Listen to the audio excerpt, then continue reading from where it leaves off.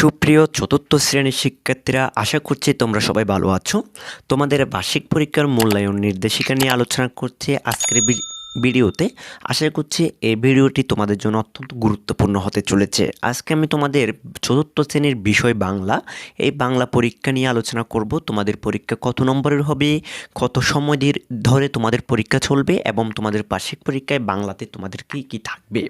চলো আজকের ক্লাসটি শুরু করা যাক।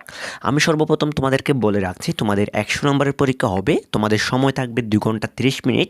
তোমাদের প্রথম 1 নম্বরে আসবে তোমাদের কবি ও কবিতার নাম সহ কবিতার প্রথম 8 লাইন।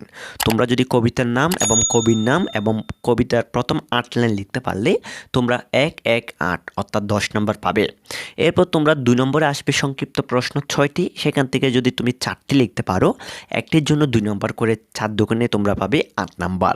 এরপর 3 নম্বরে তোমাদের থাকবে রচনামূলক প্রশ্ন, যে কোনো 5টি দেওয়া থাকবে, যে কোনো সেখান থেকে 3টি লিখতে হবে। একটির জন্য তোমরা 4 নম্বর করে 3 ছাড়া 12 নম্বর পাবে।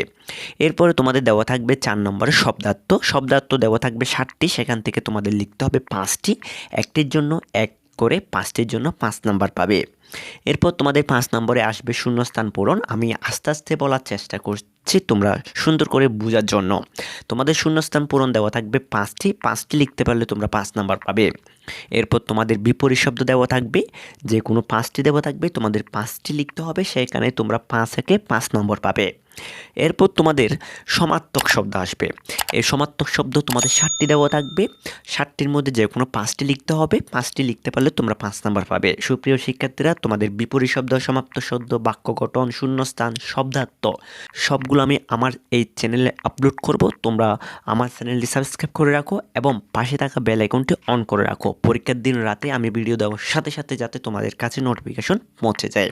সুপ্রিয় শিক্ষার্থীরা, তোমাদের 8 নম্বরে থাকবে বাক্য গঠন। 60টি দেওয়া থাকবে, সেখান থেকে যে কোনো 5টি লিখতে হবে। একটির জন্য 1 নাম্বার করে, 5টির জন্য তোমরা 5 নাম্বার পাবে। এরপর তোমাদের 9 নম্বরে থাকবে বিরাম চিহ্নর ব্যবহার। যে কোনো 5টি থাকবে, 5টি লিখতে হবে, 5 নাম্বার পাবে। এরপর 10 নম্বর থাকবে বহু নির্বাচনী প্রশ্ন। 5টি দেওয়া থাকবে, 5টি লিখতে হবে, 5 নাম্বার পেয়ে যাবে। এরপর 11 নম্বর তোমরা দেখতে পাচ্ছ যুক্ত বর্ণ ভেঙে লেখা ও শব্দ তৈরি করো। 7টি দেওয়া থাকবে, যে কোনো 5টি, অর্থাৎ যুক্ত বর্ণকে প্রথমে বিভাজন করতে হবে, তারপর শব্দ তৈরি করতে হবে। 5টির জন্য তোমরা 2 নম্বর করে 5 দুগুণে 10 নম্বর পাবে। এরপর তোমাদের 12 নম্বর থাকবে এক কথায় প্রকাশ। 60টি দেওয়া থাকবে, সেখান থেকে যে কোনো 5টি লিখলে হয়ে যাবে, 5কে 5 নাম্বার পাবে। এরপর তোমাদের 13 নম্বরে পত্র লিখন অথবা কবিতার মূল ভাব লিখন। 2টি দেওয়া থাকবে, যে কোনো একটি। তুমি কি পত্র লিখবে নাকি কবিতার মূল ভাব লিখবে? এখান থেকে যে কোনো একটি দেওয়া থাকবে, সেখান থেকে যে কোনো একটি লিখলে তোমরা 8 নম্বর পেয়ে যাবে। তুমি চাইলে পত্র লিখন লিখতে পারো, তুমি চাইলে কবিতার মূল ভাবও লিখতে পারো। এই কবিতার মূল ভাব কী কী শিখবে তার জন্য আমি একটা ভিডিও আপলোড করব। অবশ্যই আমাদের চ্যানেলটি সাবস্ক্রাইব করে রাখতে হবে এবং পাশে থাকা বেল আইকনটি অন করে রাখতে হবে। এরপর সর্বশেষ তোমাদের 14 নম্বরে থাকবে রচনা।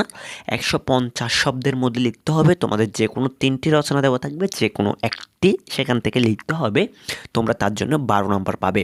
কিভাবে রচনা লিখবে, কোন রচনাগুলো শিখবে তার জন্য আমি ভিডিও আপলোড করব। আশা করছি আমাদের চ্যানেলের সাথে থাকবে, আমাদের চ্যানেলটি সাবস্ক্রাইব করে রাখবে। সুপ্রিয় শিক্ষার্থীরা, তোমাদের একটি কাজ, আমাদের চ্যানেলটি সাবস্ক্রাইব করে রাখো, পাশে থাকা বেল আইকনটা অন করে রাখো।